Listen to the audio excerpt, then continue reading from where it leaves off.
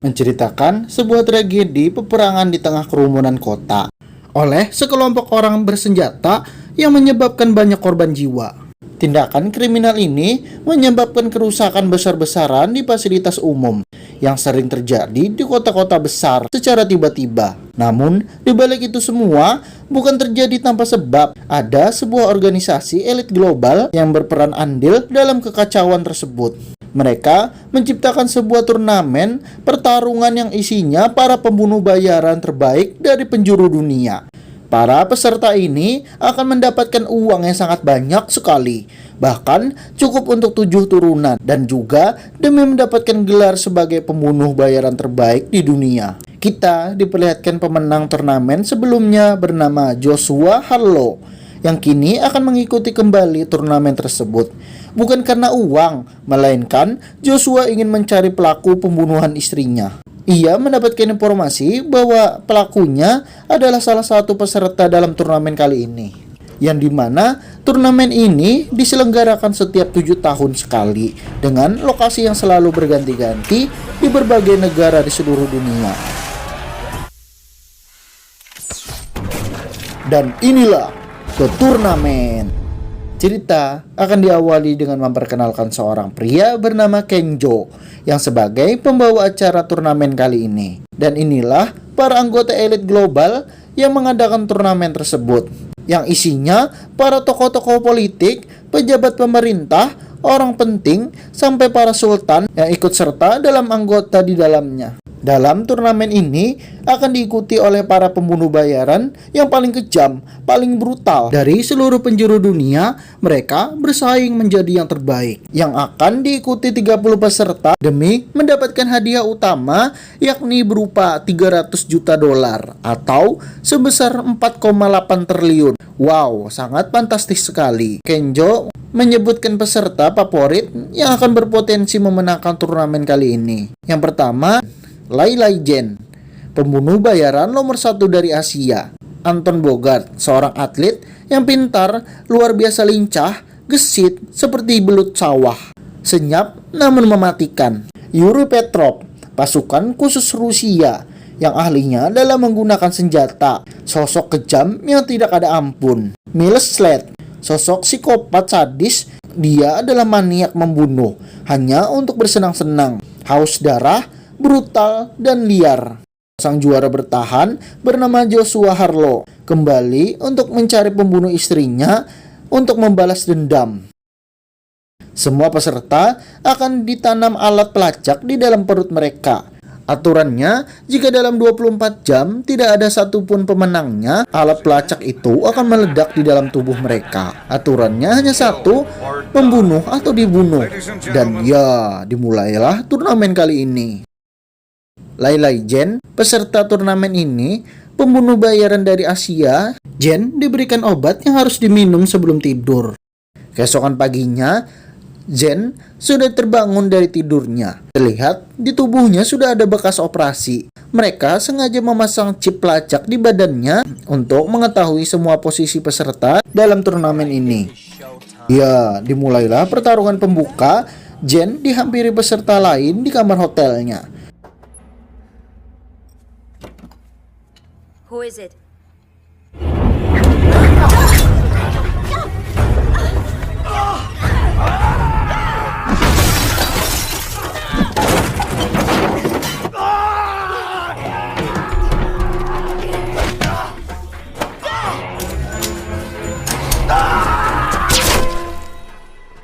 Berlatar skill bela dirinya, Jen berhasil menjadi orang pertama yang membunuh lawannya. Anton Bogart melepaskan paksa chipnya yang ada di tubuhnya dan melempar ke dalam cangkir. Kopi itu malah diminum oleh seorang pendeta. You planning to pay for that? Allow me. Enjoy your coffee. Au revoir. Anton Bogart yang tidak memiliki sensor pelacak di tubuhnya membuatnya semakin sulit untuk dikalahkan. Ditambah kelincahannya sebagai mantan atlet maling ayam membuat dia tidak terprediksi keberadaannya.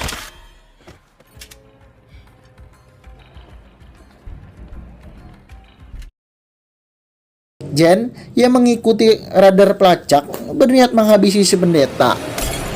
Jen yang kebingungan kenapa dia tidak ada perlawanan sama sekali, padahal petunjuk radarnya mengarahkan ke dia. Tak lama muncul Yuri Petrov ingin membunuh mereka berdua.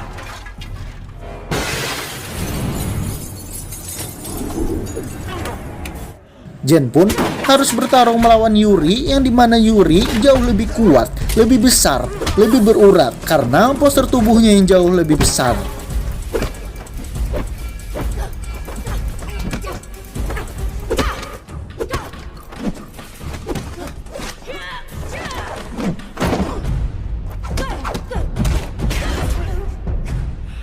Saat Jen ada kesempatan, dengan kecerdikannya, Jen membalikkan keadaan dengan mencabut tali granat, sehingga Yuri harus modar meledak dengan bomnya sendiri.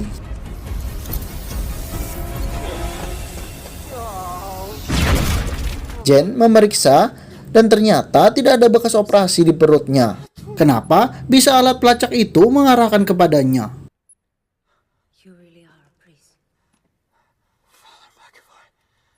Kita diperlihatkan Miles Slade, psikopat maniak yang brutal, di mana dia malah menembak anjing jalanan yang tak bersalah karena kegabutannya semata.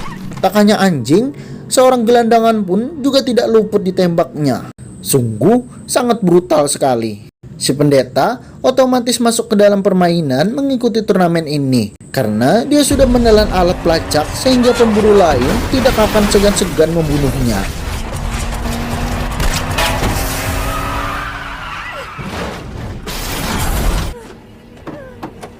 Si pendeta yang kebingungan dan ketakutan ditolong oleh si Jen untuk membawanya pergi dari kejaran para peserta lainnya. Jen menjelaskan semua ini sudah diatur, tidak akan ada gunanya melapor ke polisi. Merekalah yang sudah mengatur semua dalam permainan ini.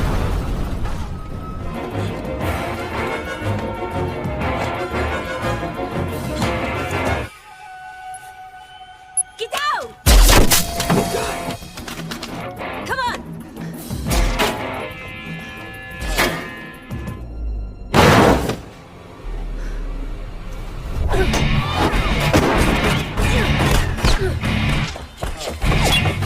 I've seen them before. In the cafe this morning. You sure? Positive.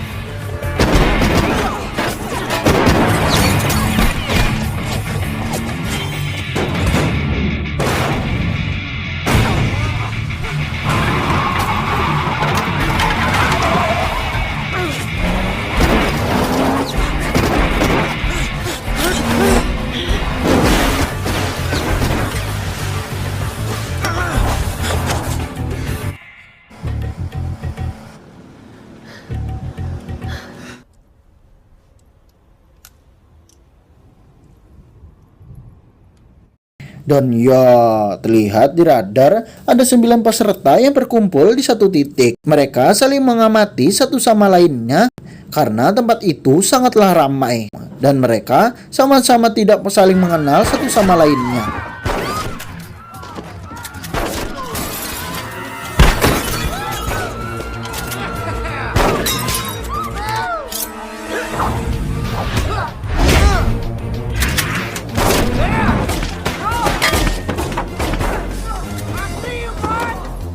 Going down fast, still taking bets.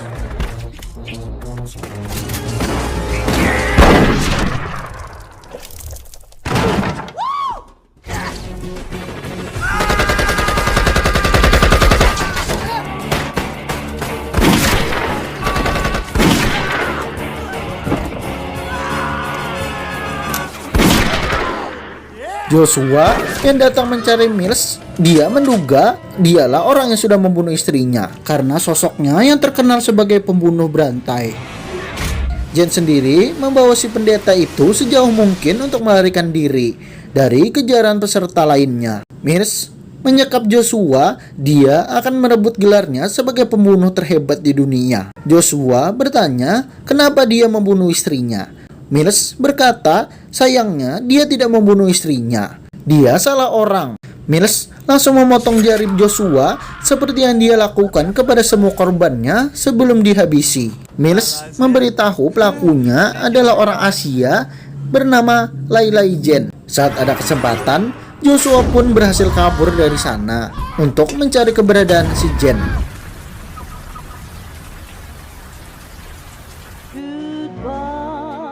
Satu persatu, para peserta berguguran menyisakan 6 pemain lagi untuk mendapatkan hadiah 300 juta dolar atau senilai 4,8 triliun rupiah. Jen membawa si pendeta ke minimarket untuk membeli obat diare agar mengeluarkan alat pelacak itu dari tubuhnya.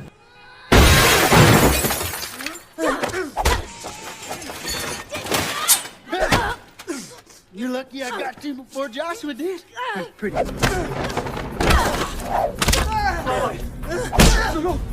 Jen yang ingin menembak Mills ditahan oleh si pendeta. Jangan membunuh lagi. Jen pun menurutinya, sehingga panitia pun harus bertindak dengan meledakkan Mills dari alat pelacak di tubuhnya. I'm staying put. Now concentrate. You put me off. Jen akhirnya cerita kepada si pendeta dia mendapatkan misi agar bisa ikut dalam turnamen ini. Tidak seperti korban biasanya, target kali ini adalah seorang wanita hamil. Tujuan Jen ikut dalam turnamen ini demi mendapatkan uang hadiahnya untuk dia pensiun sebagai pembunuh bayaran. Sekalipun dia mati di turnamen ini, itu adalah hukuman yang pantas yang dia terima atas perbuatannya. Karena terlalu gugup, si pendeta tidak bisa buang hajat karena mereka sebentar lagi didatangi musuh yang ingin menghabisi mereka. Mereka langsung melarikan diri dari sana.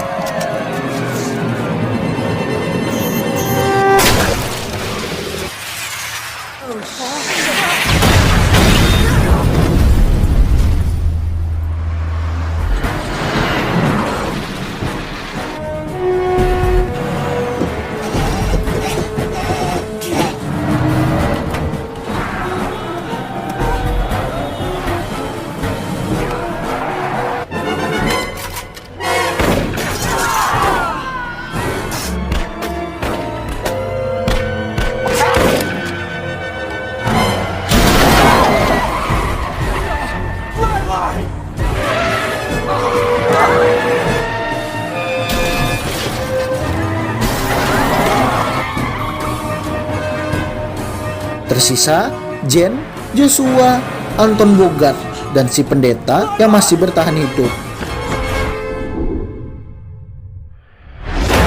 Mereka pun terlibat pertarungan di jalan raya, saling bertarung satu sama lainnya.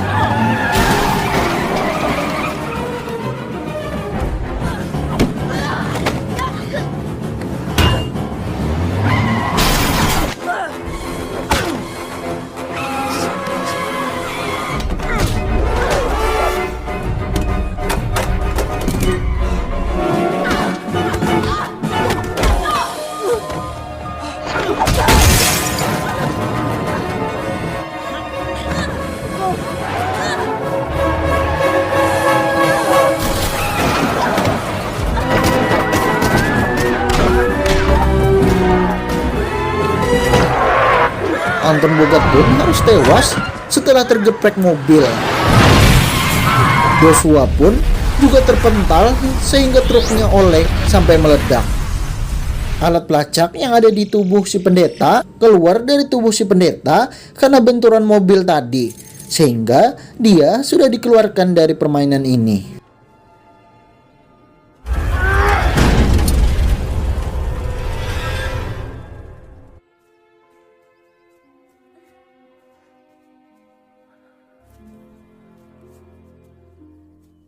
Waktunya tersisa 5 menit lagi yang menyisakan Lai Lai Jen dan Joshua Harlow menentukan siapakah yang akan menjadi pemenang turnamen kali ini. Si pendeta membawa Jen yang terluka ke gereja. Di dalam gereja tidak ada CCTV karena berada di pelosok terpencil jauh dari kota. We'll give him something to watch.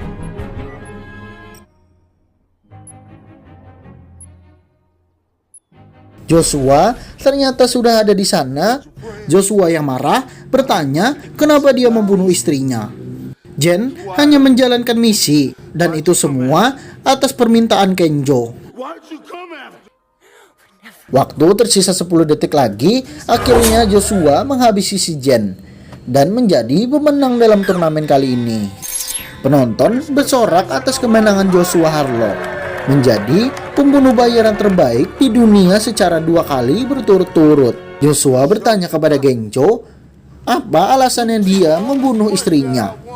Kenjo menjelaskan bahwa Joshua sebagai mantan juara bertahan, dia tidak ingin lagi mengikuti turnamen kali ini. Dia takut peminatnya akan menjadi turun.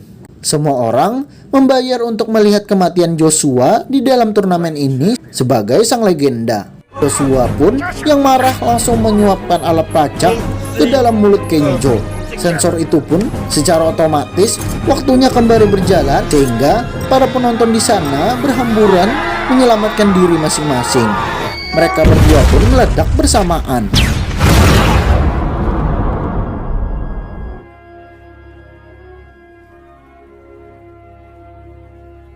Dan ternyata Jen sendiri masih hidup setelah Joshua mengeluarkan alat pelacak dari tubuhnya. Jen diberikan kesempatan lagi untuk menjadi pribadi yang lebih baik lagi. Setelah kejadian brutal di kota tadi, kota itu kembali menjadi normal kembali. Mereka dengan mudah memanipulasi berita atau media seolah ini hanyalah bencana alam, kecelakaan, atau semacam perang antar geng bersenjata. Karena semuanya mereka sudah atur oleh kaum elit global yang tidak tersentuh oleh hukum.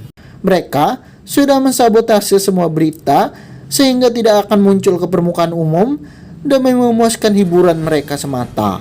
Tamat. Pesan yang kita dapat dari film ini adalah setiap perbuatan akan mendapatkan balasan. Seperti hukum karma, maka pikirkanlah terlebih dahulu sebelum melakukan sesuatu tindakan. Karena semua akan kembali kepada dirinya sendiri. Saya Tom mengucapkan terima kasih banyak sudah menonton. Sampai jumpa di video berikutnya. Adios. Ketek hitam Son Gokong.